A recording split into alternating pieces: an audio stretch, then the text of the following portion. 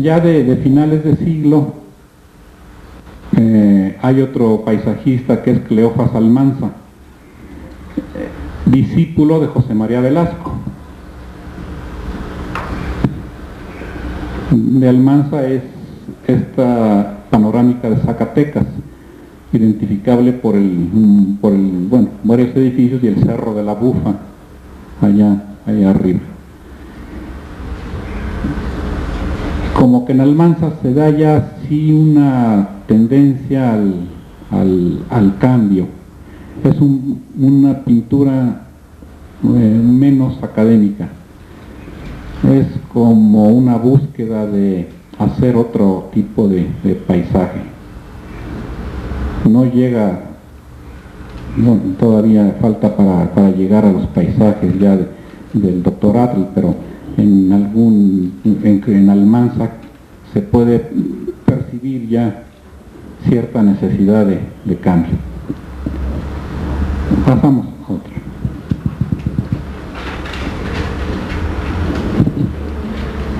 Este es del mismo Cleofás Almanza.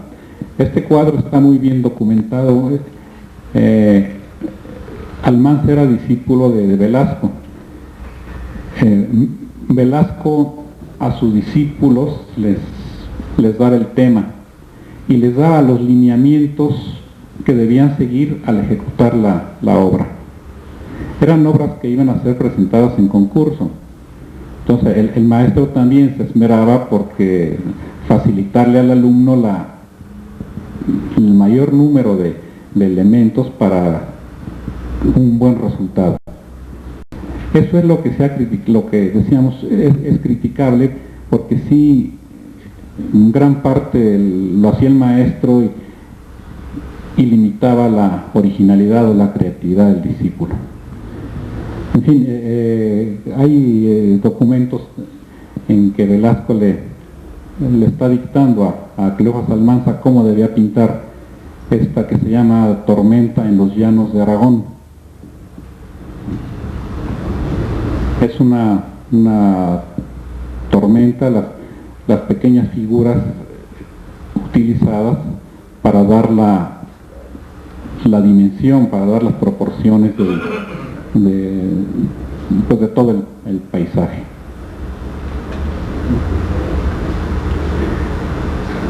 Pasamos.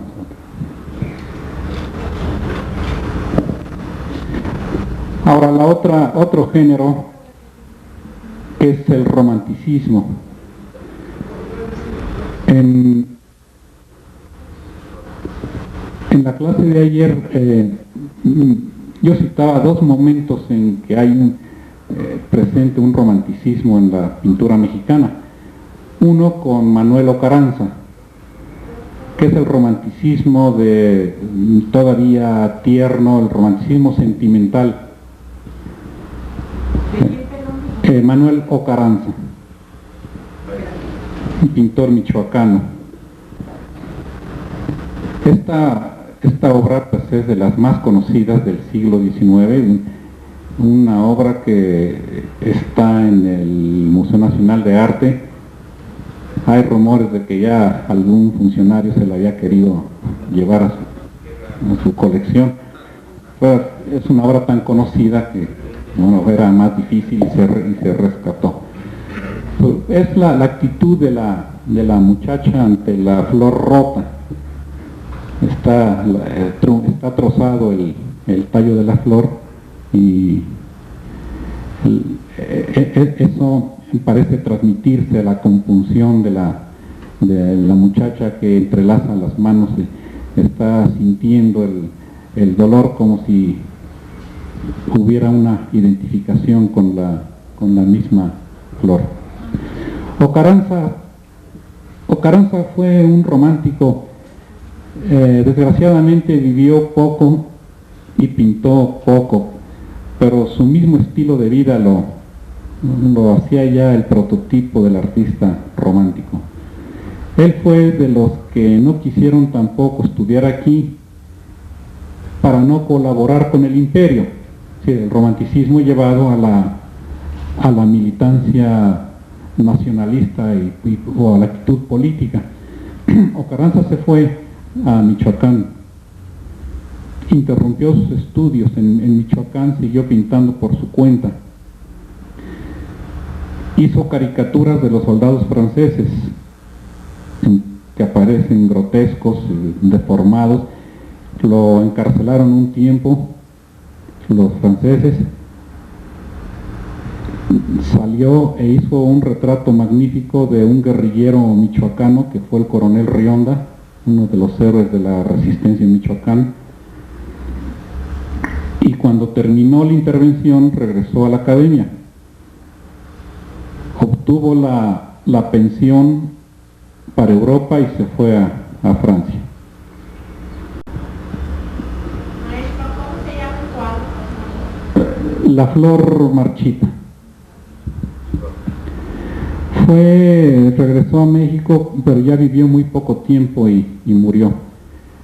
Ocarranza era muy amigo de José Martí, que en ese tiempo estaba en México y también en ese tiempo en que Martí se fue a luchar por la independencia de Cuba. Había correspondencia entre los dos. Una hermana de Martí era novia de Ocarranza. Entonces, en la correspondencia, Martí exhortaba a Ocarranza a que pintara más. Da la idea a Martí, pues es otro de los grandes críticos de arte del siglo pasado, muy conocedor, y da la idea de que Martí pensaba que Ocarranza podía dar mucho más de lo que había realizado hasta entonces. Pero pues la muerte prematura truncó su obra. Pasamos.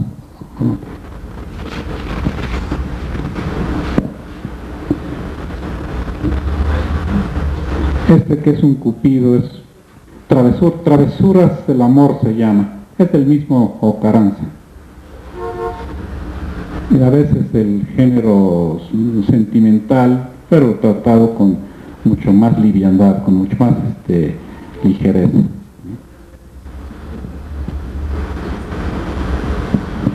Está la flecha, las flores y el cuerpo del niño, ¿no? Es decir, es una pintura con bastante ternura, inocencia, sí, pero con algún simbolismo.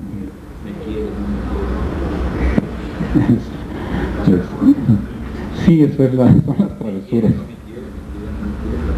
Sí. Bueno, bien.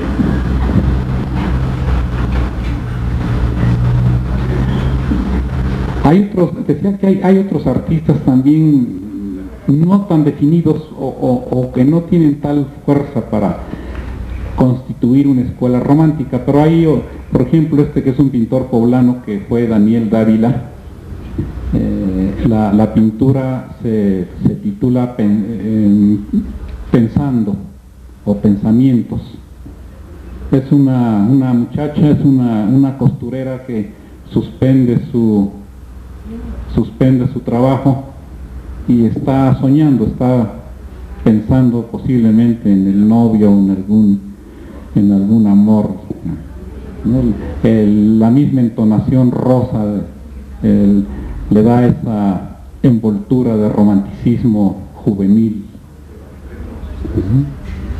¿Es Dávila? Daniel Dávila. Daniel o Manuel. Daniel Dávila, poblano. ¿Cómo se llama el cuadro? Pensamientos.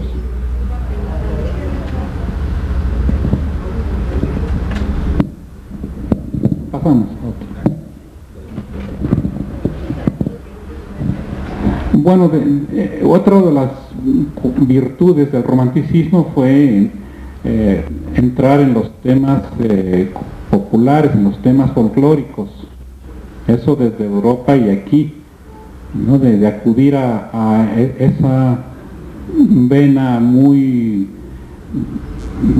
propia del pueblo que es el folclore, como el tema de la China poblana.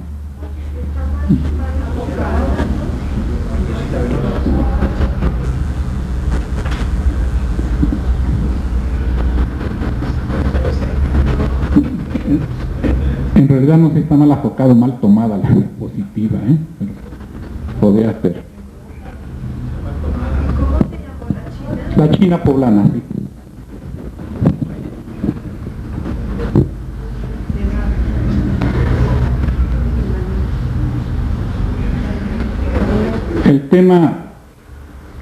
El tema religioso, sí, dentro de todo hay una gran renovación en cuanto a la libertad temática, la que llamamos desacralización de los temas, pero eso no impide que haya artistas que opten por seguir haciendo pintura esencialmente religiosa. Como este que es de Rafael Flores y se titula Jesús atendido por los ángeles.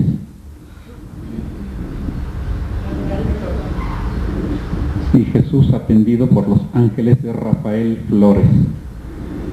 Rafael Flores es otro discípulo de Clavé.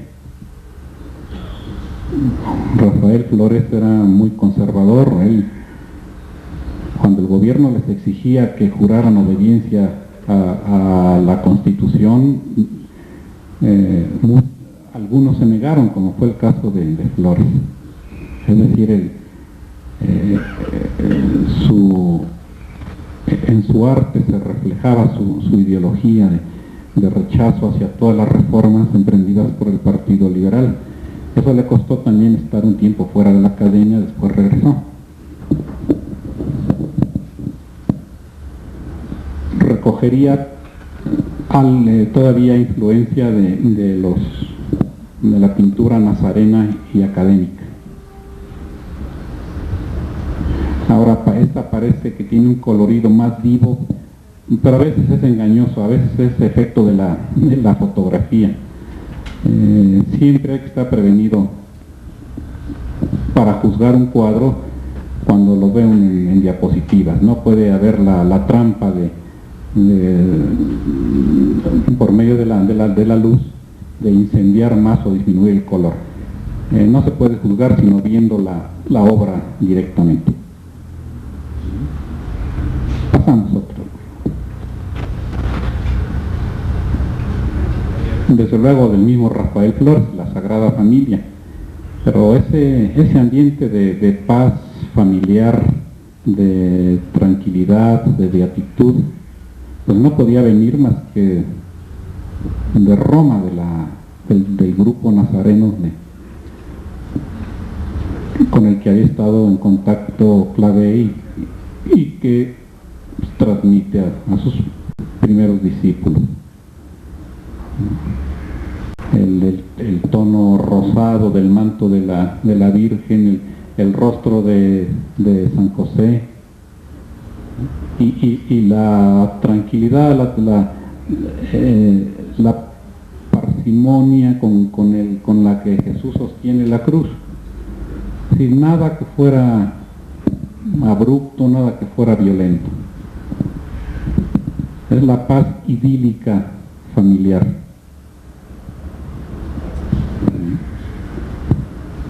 Pasamos otro.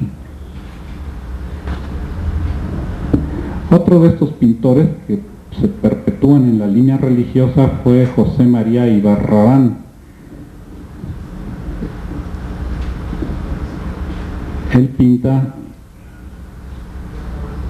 esta se titula La viuda del mártir. Ya para la segunda mitad del 19 se habían publicado novelas que influyeron en todo el mundo, presentando un nuevo cristianismo. Me refiero a novelas como Los últimos días de Pompeya, por ejemplo, pero que a escala mundial tenían su influencia en la exaltación de los primeros mártires del cristianismo. La misma obra de Chateaubriand, publicada a principios de siglo, Los mártires el genio del cristianismo, era una exaltación de esos primeros tiempos de persecución de los primeros cristianos, que se refleja, por ejemplo, en la obra de José María Ibarrarán. Es la viuda del mártir que le está mostrando a su hijo el lugar en que habían quedado los restos del padre martirizado por haber abrazado el cristianismo. Ibarrarán. Es José María Ibarrarán y Ponce.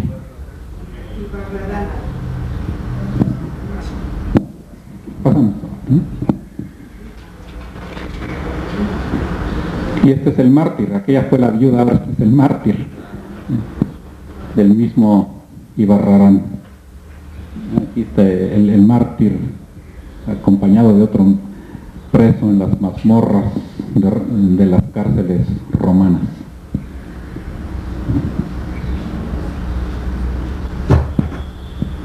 Y es un cristianismo muy distinto al cristianismo de devoción de la colonia, pero sigue siendo el tema religioso. Pasamos.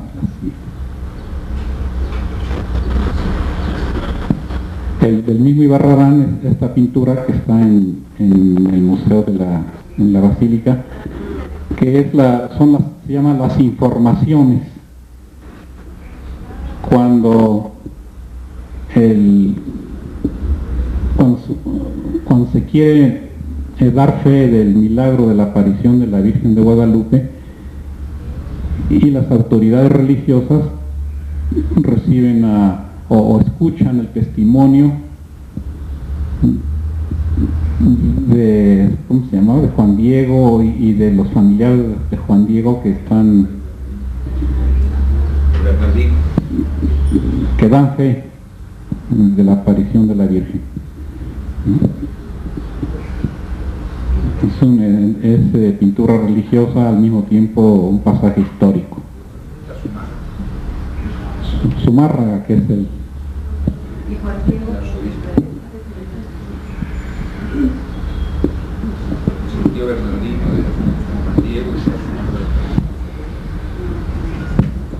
Ustedes sí los identifican bien a todos. Yo no conozco muy bien cómo fue esto, pero...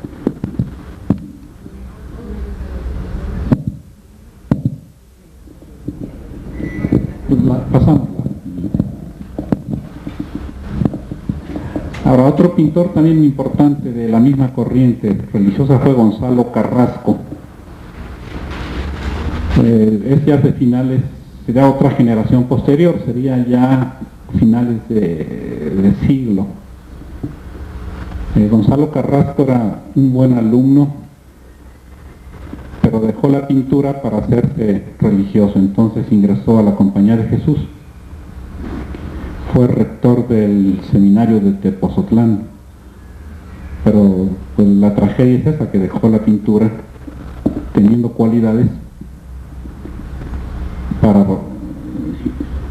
ingresar a la Compañía de Jesús.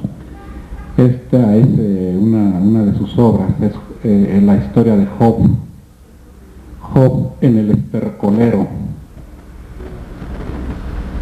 Es Job cuando, aquejado de todas las calamidades y de todos los males, eleva aquel pensamiento que es sublime cuando reflexiona: si de Dios recibimos todos los bienes, ¿por qué no hemos de recibir también los males? Más o menos. Es Job, sí. De Gonzalo Carrasco. Otra, por favor.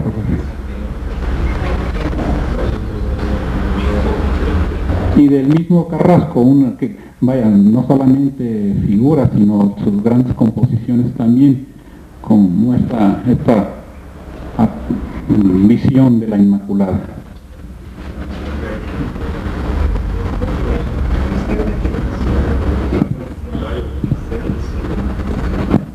Entonces, por la composición, por la luz, por el dibujo,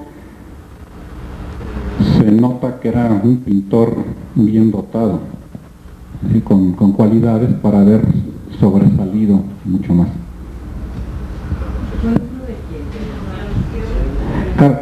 Carrasco, él ya vendría a ser alumno de Pina y de Rebull. Él ya no alcanzó a Clavé, sino pertenece a una generación que ya se educó con Pina y Rebull, que son los que acapararon las clases de pintura después de Clavé. Ese fue otro de los puntos delicados de la academia, que los profesores fueron longevos, casi todos ellos. Pina, Rebull en pintura, los hermanos Agé en arquitectura, el mismo Velasco en paisaje, y eso parece que el mismo maestro enseñando 30 años impedía o limitaba alguna renovación. Los caricaturistas, a los cuales aludíamos ayer, criticaban mucho eso. Hay una caricatura en que se representa a Salomé Pina en una telaraña, él ya de lo viejo que estaba, pero no dejaba las clases. Entonces, ya muy anciano, muy grande, pero no quería dejar la clase, sino que él seguía monopolizando la enseñanza de la pintura. La pasamos, ¿no? Otro que es Joaquín Ramírez. Joaquín Ramírez, que de la misma línea religiosa pinta Moisés, es Moisés en Rafidim, un pasaje de la Biblia. Cuando los hebreos van a entrar ya a la tierra prometida, tiene lugar una batalla, y Moisés contempla la batalla desde lo alto de un cerro. Pero dice la Biblia que cuando Moisés ya estaba muy anciano, cuando bajaba los brazos, el ejército hebreo desfallecía y perdían la batalla. Entonces, uno es Aarón, el que está a un lado, Aarón y otro sacerdote le levantan las manos para reanimar a los hebreos, que finalmente ganan la batalla. Es el último pasaje de Moisés. Él ya no entró a la tierra prometida, pero desde ese monte en Rafidim contempla ya el fin de la peregrinación y la entrada de su pueblo a la tierra prometida. Esta pintura también tiene me parece, de un excelente acabado en la entonación, en el color de los mantos, sobre todo en ese dorado de Moisés. Pasamos. Bueno, no sé si hacemos un intermedio de 10 minutos antes de continuar para tomar un descanso, un café o lo que se pueda. En este florecimiento académico, el tema, el género histórico, ya en la primera mitad del siglo se había hecho alguna cosa por los pintores extranjeros en la litografía, pero no se aborda en serio y sistemáticamente, sino con los discípulos de Clavé. José Obregón, otro de los alumnos que demuestran, aparte de la enseñanza académica, más originalidad. José Obregón pinta el descubrimiento del pulque.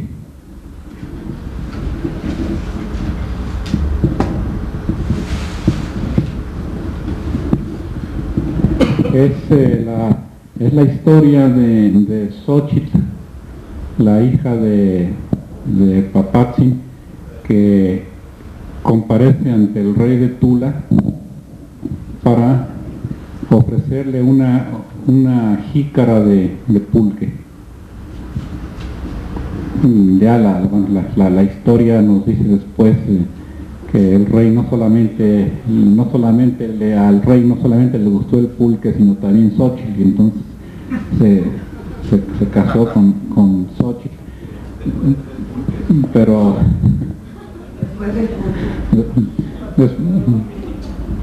se aficionó tanto al pulque que vino la decadencia de Tula, y y la caída de Tula ante las tribus chichimecas. Pero el hecho es este: Xóchitl, acompañada de su padre, que presenta la jícara al rey de Tula. Ahora, la crítica de arte, Justino Fernández, que es el crítico de arte más importante y más reciente, Justino Fernández señala cómo se ha abordado el tema histórico, pero todavía se siguen tratando los modelos clásicos, porque Xóchitl no es una indígena. Xóchitl, ataviada de otra manera, podía ser, dice, una vestal romana. Entonces el proceso hacia un nacionalismo es un proceso escalonado o gradual. Primero el tema, después habrá que entrar a los tipos y a las costumbres y a las esencias de lo mexicano. De cualquier forma, ya hasta aquí un interés por llevar al arte la historia propia. Y muy de acuerdo con la ideología liberal, la historia no de la colonia, sino a la que se rechazaba, sino la historia prehispánica, que era la que se consideraba en el siglo XIX como nuestro verdadero pasado. Los escritores como Vicente Rivas Palacio veían la época de la colonia pues como una época oscura, como la época de la Inquisición y las persecuciones. Entonces nuestra historia, que es la que se trataba de hacer resurgir, era la historia pero prehispánica.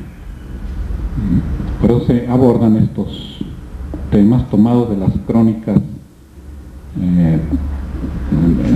relativas a lo que pasó antes de la conquista. Otra, por favor.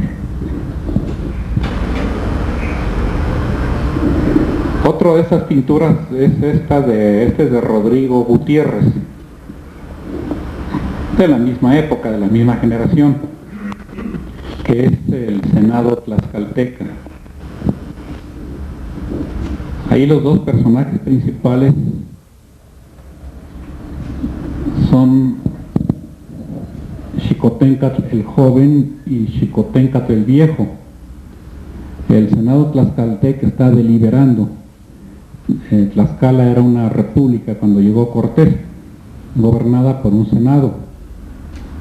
Xicoténcatl el joven combatió a Cortés y además propuso que los tlaxcaltecas se aliaran a los mexicas para combatir juntos a estos nuevos invasores.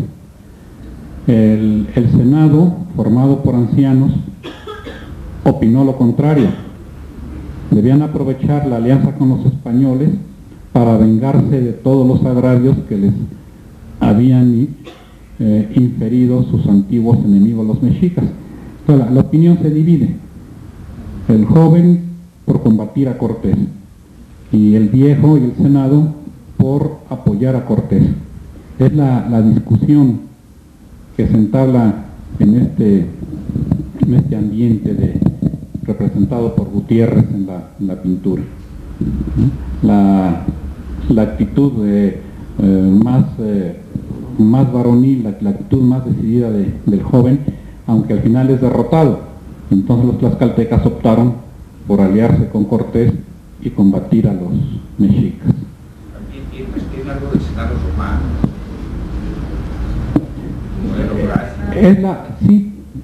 Es la idea de lo que era un senado.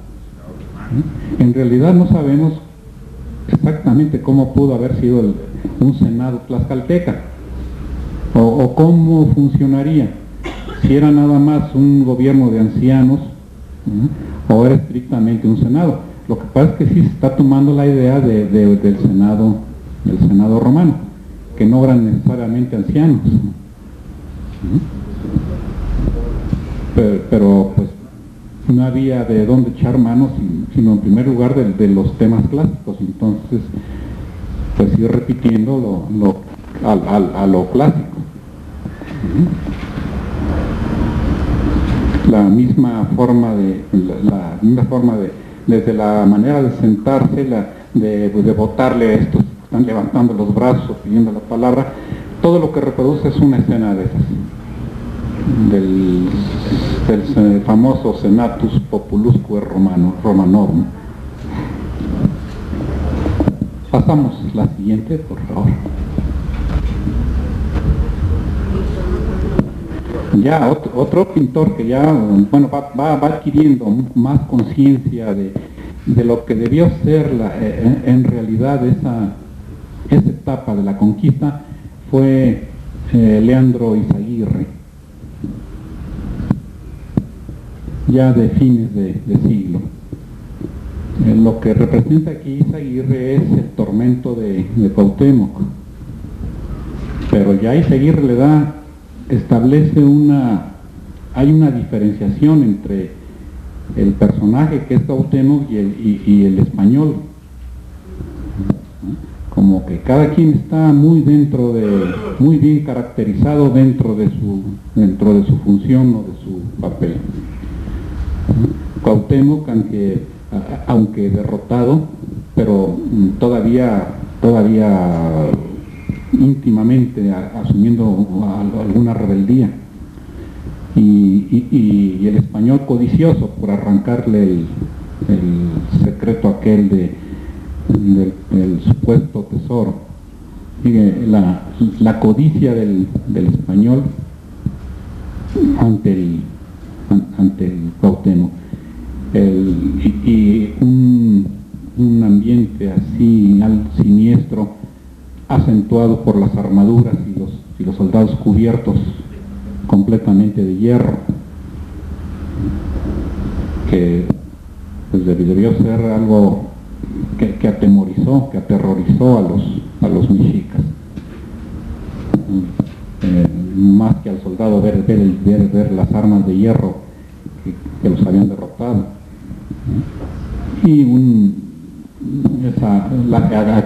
aquel soldado con la alabarda, armas que aquí se desconocían y que causaron la derrota del mexica, a las que debía guardar ya un terror permanente, en un ambiente cerrado, en un ambiente sin escapatoria, ¿no? Ya sin posibilidad de sobrevivencia, ni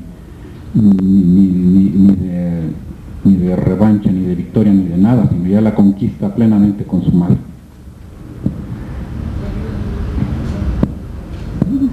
Pasamos a otra. Ahora esto, bueno, se sale, no es de historia, pero es agradable, del mismo Leandro Izaguirre, esta pintura que se llama La mala consejera, porque ya nos imaginamos lo que la vieja le está aconsejando a la joven, ¿no? O sea, es la Celestina, exactamente.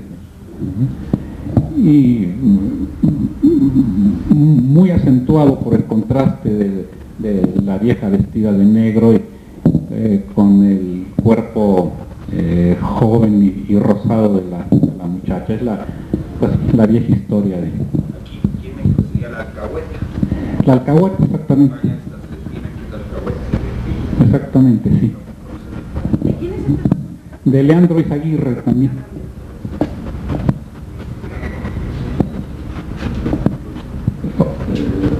Otra, por favor.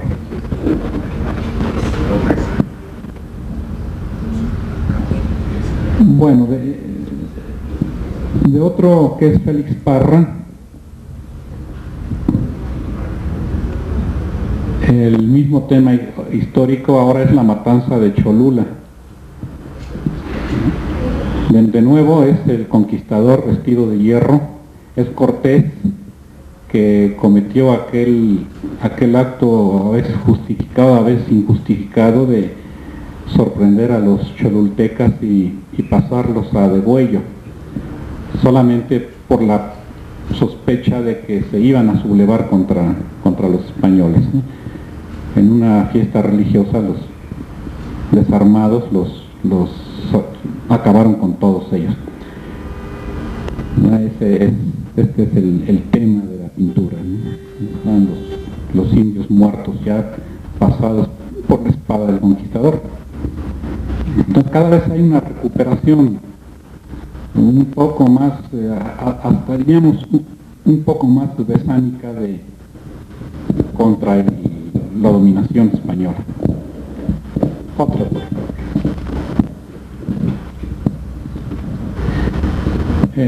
Bueno, es tema histórico, aunque ya no es nuestro, pero no dejaban de abordar también algunos pasajes de historia universal.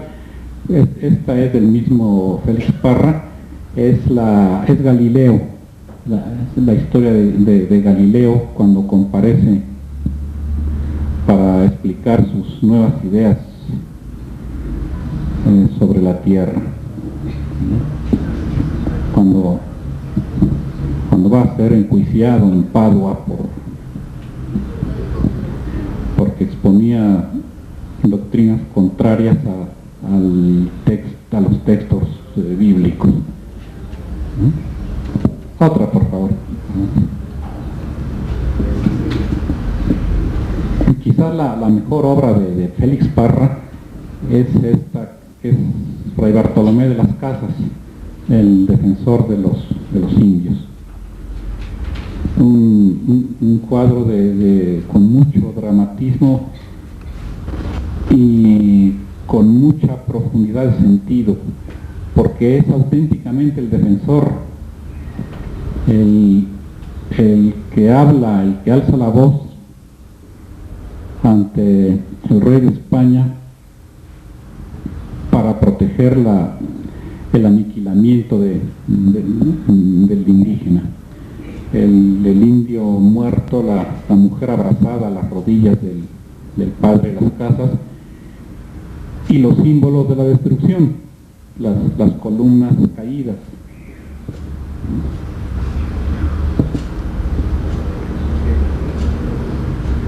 Ya con una mezcla de arquitectura en que se mezclan la arquitectura clásica, pero también ya algunos relieves propios de la arquitectura prehispánica.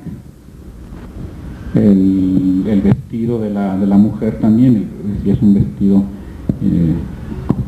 el que usaba la indígena, y los relieves. Hay una mayor aproximación a un realismo histórico. Los críticos de arte, ya hemos mencionado mucho a Altamirano, pero había otros, Olavarría Ferrari, el Rafael López, que eran bastante exigentes y pedían que se documentaran bien las obras, y pedían fidelidad histórica. Y eso sí, eso fue forzando también a los mismos profesores y a los mismos alumnos a buscar más acercamiento y a ceñirse más a los textos, aunque no era lo principal en el arte, pero sí había que complacer a la crítica. En fin, lo principal pues sería ese carácter que Parra imprime para dar una idea de lo que fue o de cómo él entendió la labor del padre Las Casas, en una composición muy clásica, así el padre al centro, haciendo una pirámide con los cuerpos de los dos caídos. Y es una estructura muy clásica. Otra, por favor.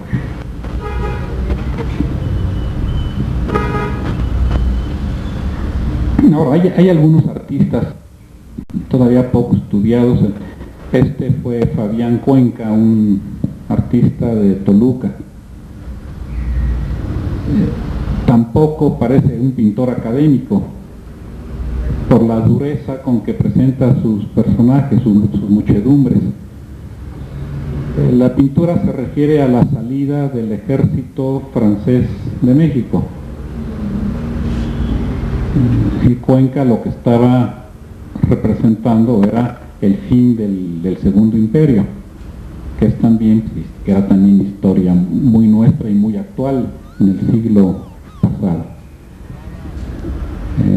Como se puede leer en la historia, la columna de soldados franceses, eso es allá por noviembre de 1966, formó y desfiló frente a Palacio Nacional. No se parece nada a Palacio tampoco, ¿no? Sí, como es un artista no académico, no hay ni fidelidad al lugar, ni fidelidad tampoco al hecho histórico. El artista pintaba más con su imaginación que con las reglas a que sí se sometía en las aulas. Pero pues tiene su valor, representa elementos de varias clases sociales que fueron a presenciar el fin este fue el fin del imperio, porque ya sin los franceses Maximiliano quedaba condenado a perder el trono y la guerra y el trono. Otra, por favor. Ahora, hay también el género de la alegoría. No se cultivó mucho, pero sí hay algunas pinturas alegóricas, pero ahora alegorías relativas a la república que había triunfado, a la Constitución 57, a la república y al gobierno legítimo que era el gobierno de Juárez. Este es de Jesús Corral y el título es esa alegoría de la república. Está el escudo nacional con el gorro frigio que se adoptó en todos los sistemas republicanos, pero la liberal sí, pero la república también como protectora de las artes. Por eso está ahí una escultura, un busto clásico y la paleta de los pintores, un capitel alusivo a la arquitectura, capitel corintio, y un libro. Entonces es como una imagen del programa cultural del gobierno liberal. La república protectora de las artes. Y a su vez las artes también y la educación como sustento de un régimen democrático. Pasámosla. Bueno, esta me decían que ya la vieron. Es otro de los pintores que demuestran bastante originalidad, que fue Felipe Gutiérrez, la Amazona de los Andes, sí. Uno de los pintores que pues tuvo el mérito de escapar de este cerco académico y viajar mucho. Eso fue lo que lo convirtió en una figura más libre. Viajó mucho por Europa, me parece que fue hasta Rusia y por América, y fue a fundar una academia en Colombia. Entonces es un pintor, además vivió bastante, regresó a México y murió en Texcoco ya a edad avanzada y dejando una gran producción. Pero una muestra de su originalidad es haber tratado el desnudo femenino, que como les decía al principio, había pues todavía prejuicios en contra de la representación del desnudo, como el hecho de que no se hubieran admitido modelos sino hasta ya muy avanzado el siglo XIX. Hay temas que no se pueden tratar si no es con desnudo femenino. Por ejemplo, Adán y Eva, no se puede pintar a Eva vestida, ¿no? O el otro tema de Susana y los viejos, en que es una escena en que los viejos están admirando a una mujer joven que es Susana. Pero fuera de esas escenas muy contadas, había renuencia a tratar o a pintar el cuerpo femenino desnudo. claro con el romanticismo en Europa, que viene aquí con el ya en la época del liberalismo, pues se trae también esa necesarísima libertad estética. Otra, por favor. Y del mismo Felipe Gutiérrez pintó mucho, pero vaya, estos dos ejemplos los he querido traer, uno por la innovación del desnudo y esta otra porque es una pintura de tema romántico, es de esos detalles sueltos así de alguna obra romántica que podemos encontrar, que es la caída de los ángeles rebeldes. Ese es el tema, caída de los ángeles rebeldes. Pero detrás de ese tema, y no solamente en Gutiérrez, sino en todo el siglo XIX, lo que se estaba pintando no era solamente el pasaje bíblico de los ángeles despeñados por soberbia, los ángeles que son arrojados del cielo por soberbia. Lo que se estaba pintando era la tragedia misma del hombre. El hombre es el ángel rebelde. Para el siglo XIX y para el romanticismo sobre todo, el hombre es el que se atreve, es el que aspira o tiene la audacia de querer llegar a la altura o al nivel a donde están los dioses. Pero de la misma manera el destino es infalible, el hombre no puede alcanzar esa altura y entonces es despeñado. Vaya, es la rebeldía, la heroicidad del hombre que se atreve sabiendo que su esfuerzo terminará en la tragedia de la caída. Es un tema muy romántico y que aquí lo pinta Felipe Gutiérrez. Pasamos. Bueno, y llegamos a este enorme pintor que fue José María Jara. José María Jara Peregrina es su nombre completo. Entramos al costumbrismo ya, pero al costumbrismo no solamente de tipos, porque eso ya lo hayamos visto en Linati y en otros litógrafos extranjeros, sino la costumbre como algo vivo, actual, de las clases populares mexicanas. La escena en un barrio pobre, como lo atestigua esa casa descarapelada de adobe, sino es el barrio auténtico mexicano. Es una escena de carnaval, así se titula la pintura, Carnaval en Morelia, aunque desde luego, repito, es el carnaval pero en un barrio, en un suburbio.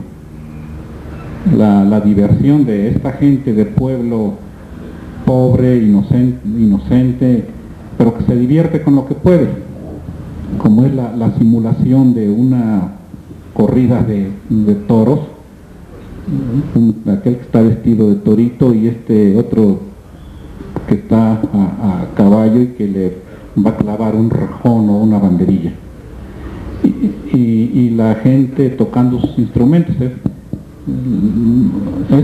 Me parece hasta una pintura de mucha ternura por ese descenso a las diversiones tan sencillas, tan inocentes de la gente de pueblo. Aunque hay quien dice que es una pintura que parece de calendario, pero ya el hecho de entrar en esos niveles ya es un gran mérito de este artista que fue Jara. Con otras cosas, tiene una máscara, es decir, todo lo que pues se va perdiendo con el tiempo, pero que fueron parte de una manera tradicional de celebrar los carnavales. Perdón, ¿cómo se llama el autor? José María Jara. Jara peregrina.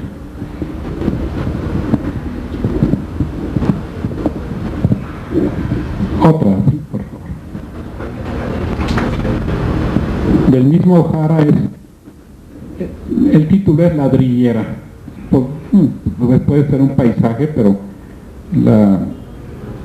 está muy mal tomada la diapositiva, ¿no? Le faltó luz, le faltó enfoque, en fin. Pero el tema es ladrillera, ¿no?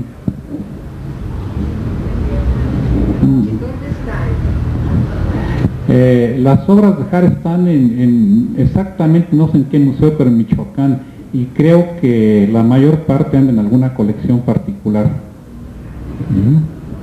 que no se ha podido rescatar. Pasamos.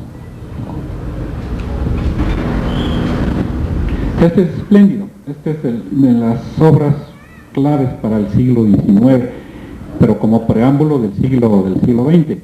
Del mismo Jara, es el velorio. Volvemos a la escena del barrio pobre.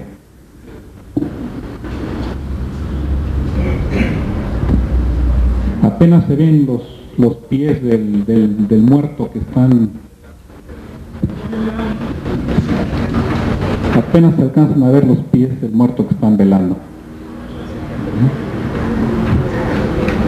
Estos velorios, que eran parte además del folclore, como sabemos por aquellos costumbres que se fueron acuñando del, ¿cómo se llama?, el café con peluca y todo esto que deriva de esta época, de esos entierros, que ya fueron tratados en la literatura por Lizardi y que encuentran ya una representación plástica en pintores como Jara. Insisto, es la casa o el barrio pobre, es la gente más humilde. El tipo de la mujer ya corresponde a una auténtica, a una verdadera clase, decir, más propia, más popular. El vestuario y la actitud, la actitud de verdadera aflicción ante el muerto. Es también el efecto que le da la luz de la vela para iluminar ciertas partes y crear un contraste de luz y oscuros muy adecuado para como es un velorio. Esas florecitas mustias, sencillas, todo ambienta perfectamente la tragedia de estas gentes pobres.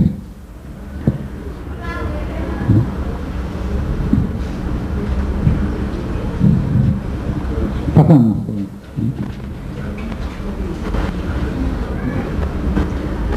Y esta de última de Jara, que es un pordiosero, es como un tanto lacerante la forma en que pinta a su personaje. El pintar o el dar la verdadera idea de lo que es un pordiosero no es fácil. Lo habían abordado, se había abordado en muchas ocasiones, pero el mérito del artista es sí transmitir esa sensación de miseria de sus personajes.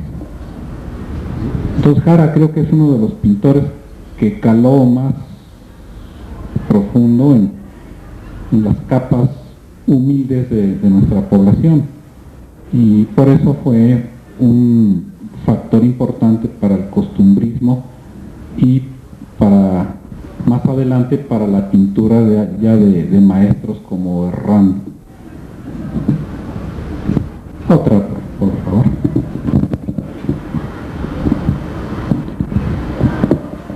Bueno, la traje